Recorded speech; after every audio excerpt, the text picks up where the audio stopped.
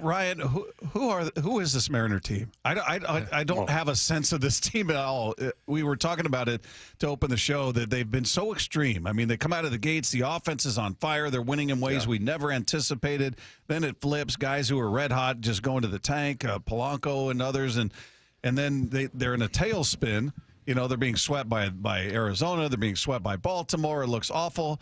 And they come home and sweep the Guardians at a place that they have not played well. They've been a below 500 team at home, yet they come out there, outscore them 17-5, and I'm going, I don't know who this team is. Do you? Man, no, I don't, to be honest with you. Because, okay, you bring up that sweep, and I spoke to you guys about this on Friday. Matter of fact, as soon as I went back upstairs, I had to have a good, solid look because I'm looking, going, man, offensively, there's some, really good producers here. Some guys are really doing some good stuff outside of, the home run ball, right? Because I spoke to you guys about this on Friday. The team was scoring 49% of their runs via the home run. And you hear that, wow, what a powerful team. Well, you have to actually hit home runs too, besides if you could hit two and you only score one run. So I was looking at that going, hold on a minute. And then I'm looking up and down, and I'm like, man, there's some guy. Julio was doing good things. Polanco, matter of fact, on that road trip was actually doing pretty good things. Lots of singles, still hitting the ball on the ground. But you're looking at some Dom Canzone's looks completely different.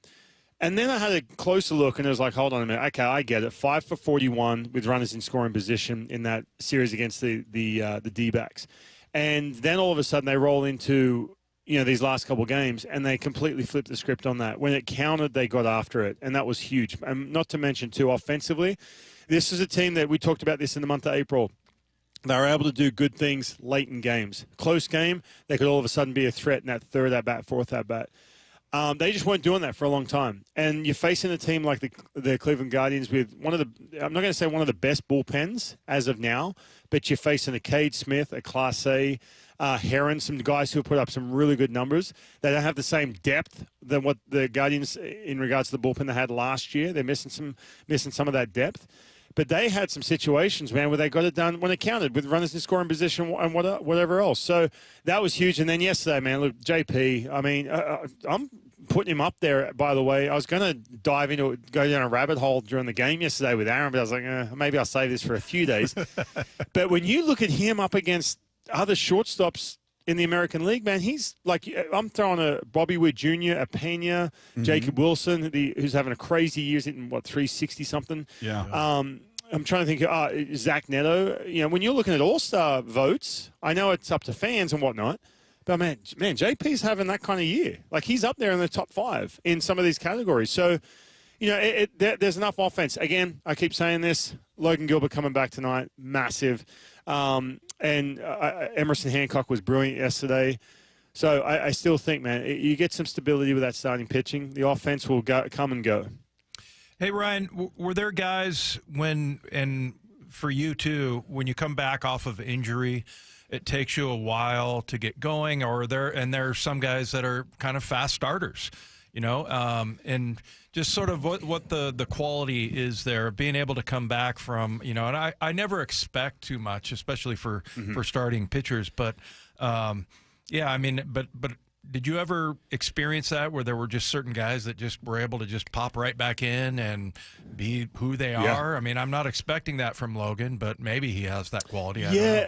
And I haven't, until you just brought that up. Now I've got to sort of dive into more of what to expect, right? Because remember, I use a couple examples. All right, so Matt Brash comes off, long-term, coming back from surgery.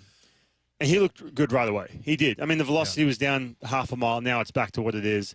And that breaking ball is nasty. I was maybe anticipating a little bit longer. Maybe he just didn't have that command of that breaking ball. He hit the ground running, good to go.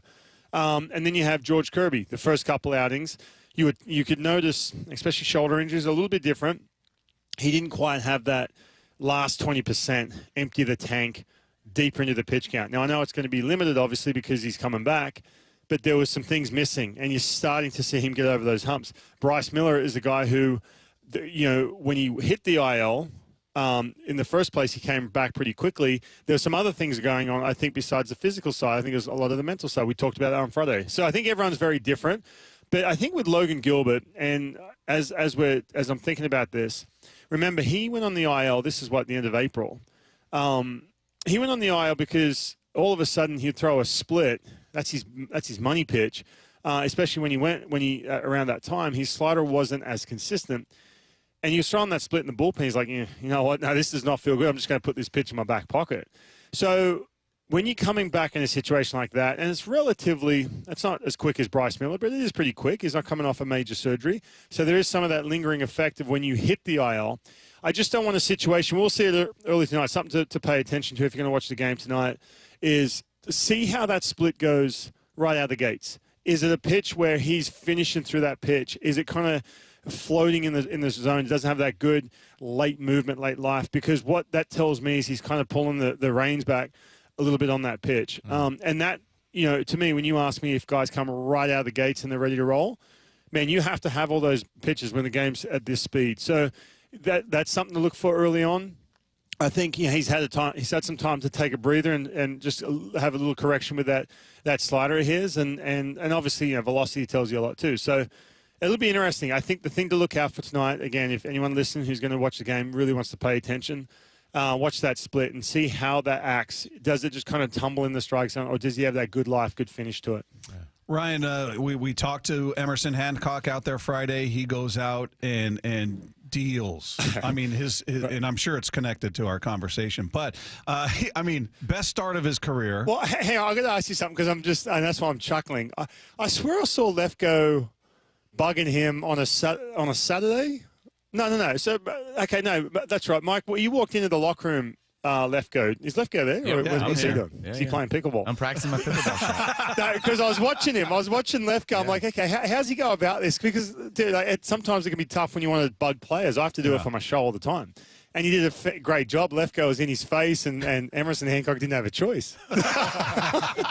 He bullied him into it. Great job. Okay. And he's such a good dude. I apologize. Way, I believe. No, you were good, man. I was watching. I was like, how's Lefko go about this? Because Lefko and I were chatting away in the locker room, and boom, and he got his guy. So anyway, sorry. What were you talking about, Emerson Hancock? I'm sorry. He was phenomenal, to say the least. I mean, best start of his career, best start of the season.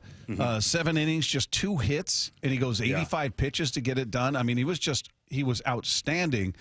And you look at it, he's got 2 starts this year where he blew up, or he got it handed to him. And in combined in those 2 starts, 5 2/3, 13 runs given up.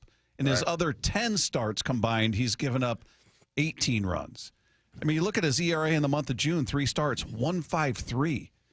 So he's not a guy who typically goes deep. That was a bit of an anomaly going through 7. But is he a guy you look at and say, all right, well, maybe we haven't given him enough praise, or we're underselling him, that he can be a dominant pitcher? I've always looked at him as a guy that's solid, that he's going to keep you in the game. He's going to give you 5, maybe 6 innings and give you 3 runs or less almost every time he goes out there. Am I underselling him?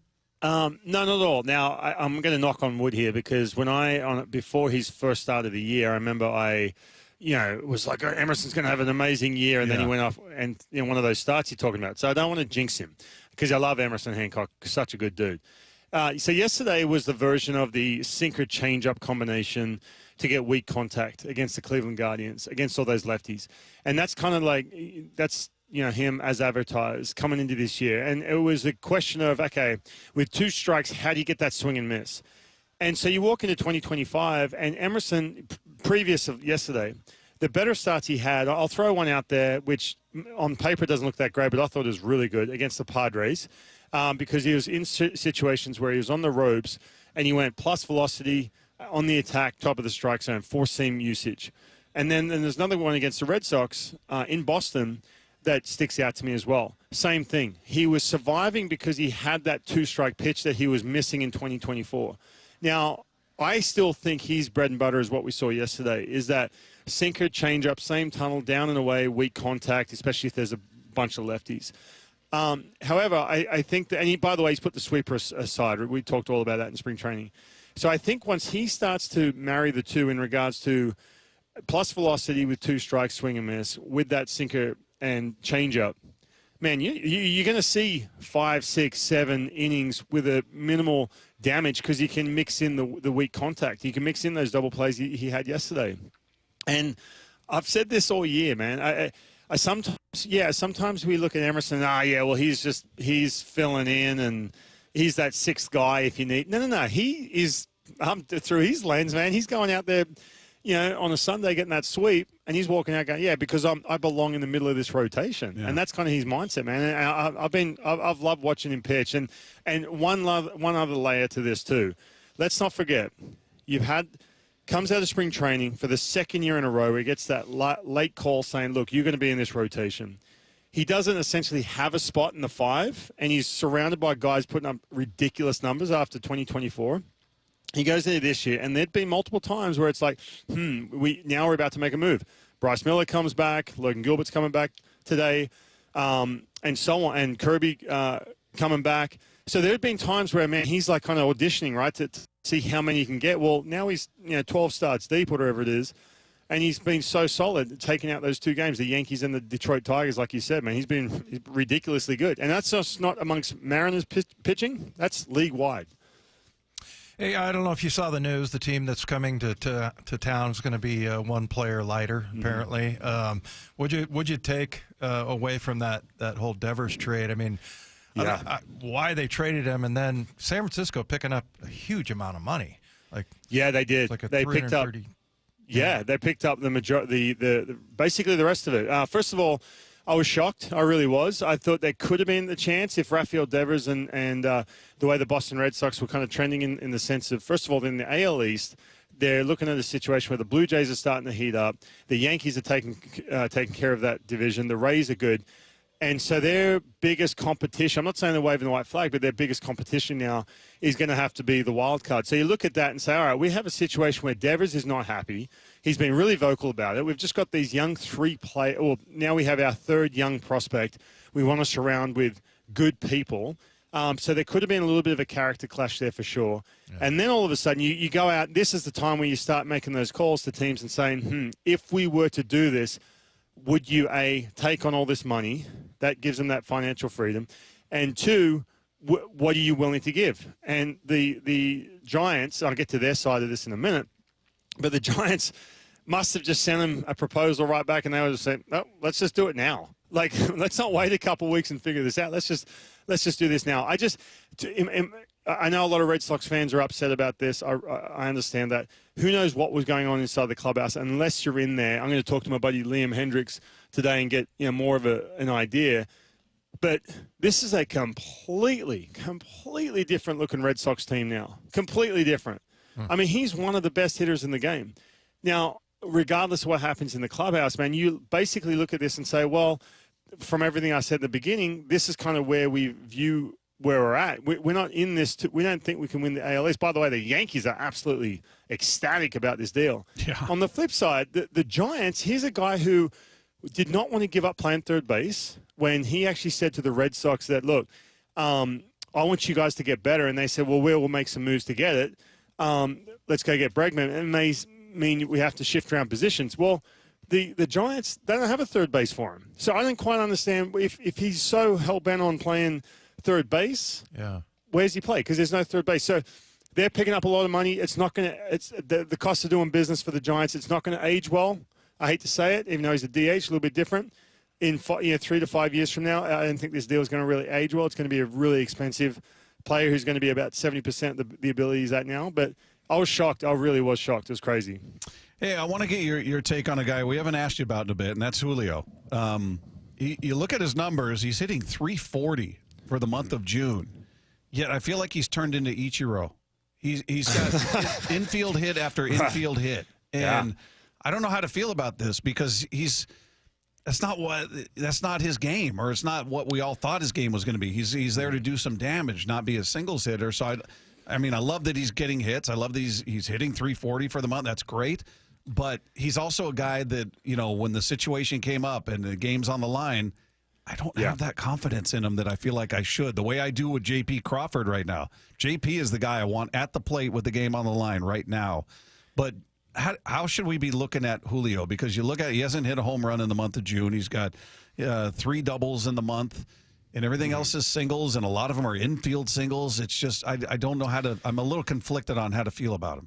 I hear you too, man. And because, you're hovering around a guy who's got a 3+ WAR and lately he's been hitting the ball well, right? He's hitting like you going into the last game. I'm trying to remember what the numbers were. I think he was hitting 22 for 60, 367, but a whole lot of singles. Still not as high, but the ball's still on the ground a ton. Just beating it into the ground. Yeah. The thing with me with Julio is, and everyone talks about, he hits the right center field so well and stays inside out and everything, and that's great. But you want to see him just turn on balls into left field. Like if you start to see him hit the ball in the air to left field, that's where I think, in my opinion, that's when he's at his best. And that makes it so much tougher to pitch against him. You notice the Cleveland Guardians really good field pitching-wise. Pitching him in a ton, even though there's some decent contact, until they got a hanging breaking ball that he was able to drive off the ground into left field. Then it's one of these ones where it's like, all right, I'll take that base hit, even regardless of the situation, but I'll take a Julio Rodriguez hitting the ball to right center, keep it in front of the infielders, in front of the outfielders, if he is going to get the ball in the air, otherwise hitting on the ground, like you said, as opposed to making a mistake or getting him where he catches the ball out in front and drives that ball way up in the bleachers over where we were sitting on Friday in Edgar's. So that's kind of how he gets pitched to. I'm with you, man. I think there was one element with Julio Rodriguez you'd love to see is just get caught out in front, whether it's a secondary pitch in the zone, and start driving stuff to left field. Now, swing and miss, it comes and goes. There was a tough at-bat he had against Class A, which he hung in there, but, man, that's, tip your cap. I mean, Class A is one of the nastiest dudes. If you can keep, not saying, hey, look, just live with it, but if you can keep the swing and miss at a reasonable level, and he gets a couple mistakes that he drives, gets off the ground, and hits the ball into left field, that's where Julio will just go from being this guy who I just mentioned, 22 for whatever, 367 over the last, 15 games, whatever it is, to a guy that's, man, just superstar status, in my opinion. Yeah. Ryan Rowland-Smith with us each and every Monday. It's always presented by Mazda of Everett. Ryan, great stuff, man. Always good to catch up with you.